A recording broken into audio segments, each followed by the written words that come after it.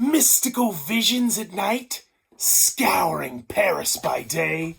You know that's Chronicles of Crime 1400. Let's talk about it.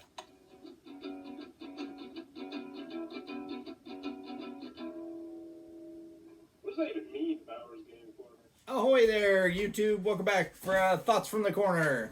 I'm Adam, that's Forrest. And we just went on a 5.5 hour crime adventure with Chronicles of Crime 1400. So this is the new Chronicles of Crime, not expansion, but standalone game in the Chronicles of Crime universe, where we went into the 1400s in Paris and we tried to solve 4 different mysteries, but the first one was more of a tutorial. So really, I would say we solved 3 different mysteries. We're not going to spoil anything in that because that's obviously part of the fun.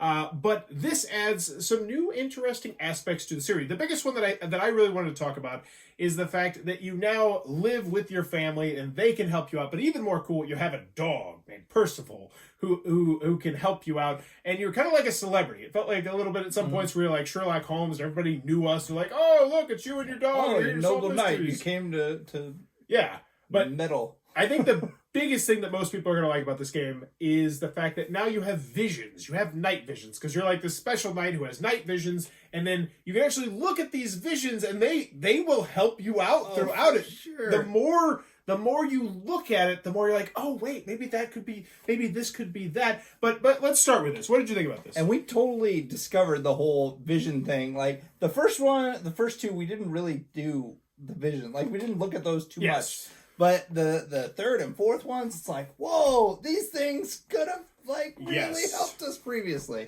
I thoroughly enjoyed it. It has, that Chronicles of Crime feel. The dog was fun. Talking to the family, it's like kind of I'm stumped. I'll just go talk to my family and they'll give me some clues. And it helped us a couple times. Yeah. Big time. I enjoyed that. Some of the decisions you made early on could affect what information you get later. Yes.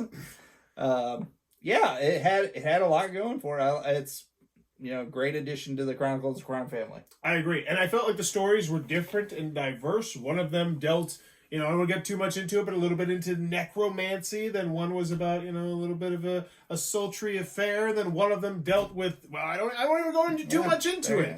But I really did enjoy the stories. I think when you get done playing this, I think you're going to discuss which one you like best. I personally still think I liked mission number 3 best, but I think you're leaning towards mission number 4. Maybe. What was the? I don't know. I don't remember which number it was. It was the one where we had a lot of red herrings and we had yes. We kept coming up with these theories of what was going on and who was who had the motive. And there were so many times we were like, wait, pause, stop, what are we trying to figure out right now? because we've gone down 3 different side quests and found nothing about those either. It has nothing to do with the murder.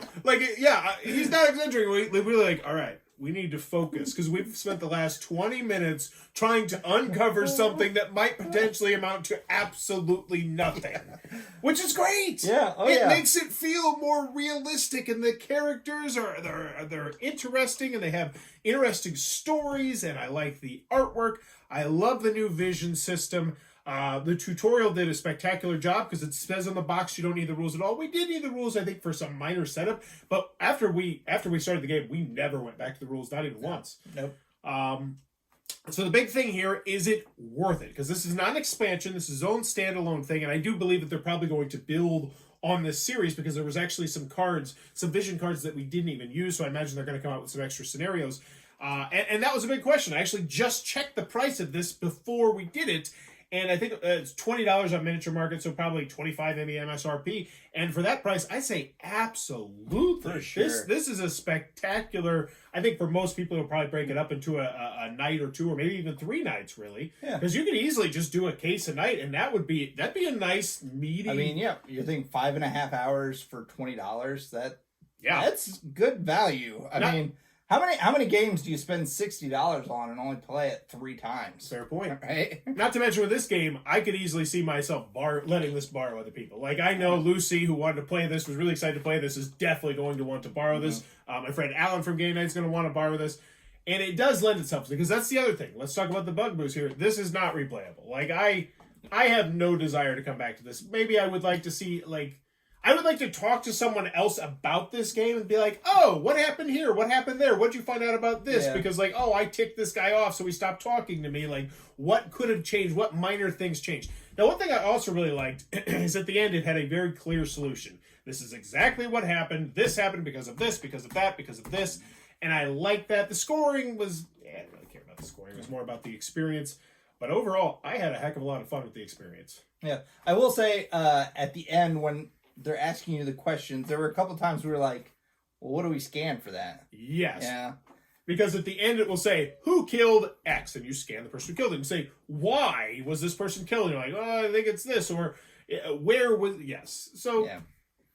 So, I mean, that's a nitpicky thing, because you can read what happened and know if you're right or wrong. So it's really just about that score that it comes up with.